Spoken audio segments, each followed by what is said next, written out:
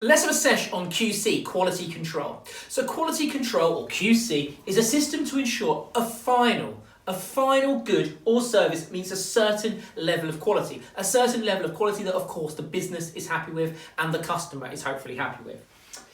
With QC, quality control, it's clearly about identifying the defect before it gets out to the customer. So sometimes it's referred to as detection and rejection, because you detect the defect in your business before it hits the customer and you reject it. No, we're not saying that's the customer, they won't be happy.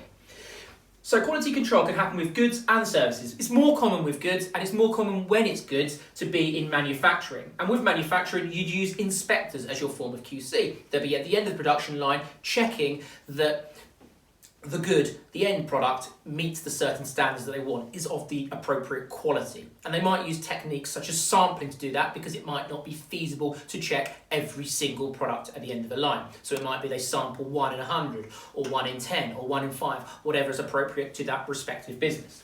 In the case of services, they could also do QC, because it could be a restaurante and they want to check that the service is adequate. So they might use customer satisfaction surveys, or they might want to use mystery guests, or you could have mystery shoppers. All of that, it could effectively just be someone from management or someone that's paid to check the services of appropriate quality.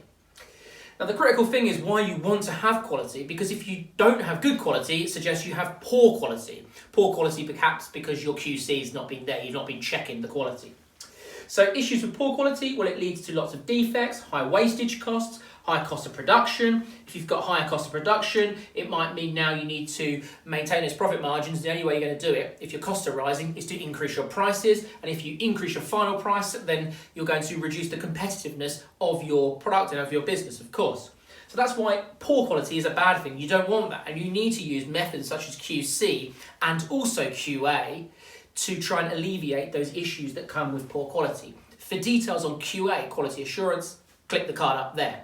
Now, the advantages, the pros of quality control exclusively are, well, firstly, it avoids selling goods with defects, because you're finding the defects before they reach the customer. Because you find them before they reach the customer, clearly the customer sees less defects, so less refunds occur. Additionally, is that if defects don't hit the customer, then you are going to, over time, improve your reputation, because you become a standard for high quality, and therefore your long-term sales will boost off of that. Secondly, the second advantage of QC is that with QC, checks occur after the final product has been made. So the process of making the product isn't impeded. It's not slowing it down. So there's no impact on the production process, and theoretically with just QC, there's higher levels of productivity. Now, there's disadvantages, of course, to quality control. So the first disadvantage is that you've got these inspectors, you've got customer satisfaction surveys, you've got mystery shoppers. Of course, that's just a cost. All of it's a cost. So QC has a cost. So to ensure that you don't have this, and you don't end up with that low competitiveness, you need to pay for it. You need to pay for it by doing this QC, all of its costs. Number two is that, again, the checks are occurring after the final good has been made. So it could mean that you're still going to have those. Those defects. Yes, the customer's not seeing them because you've checked them at the end of the line, but they've still occurred. Okay, and that's still wastage, and wastage is not good. And thirdly, is you don't get the theoretical gains in terms of motivational gains that you might get with quality assurance when you try and provide responsibility for the quality process throughout the business. For more videos and more details on that, of course, check out the video I carded earlier on. So I hope that helps with QC, and I'll see you at the next sesh.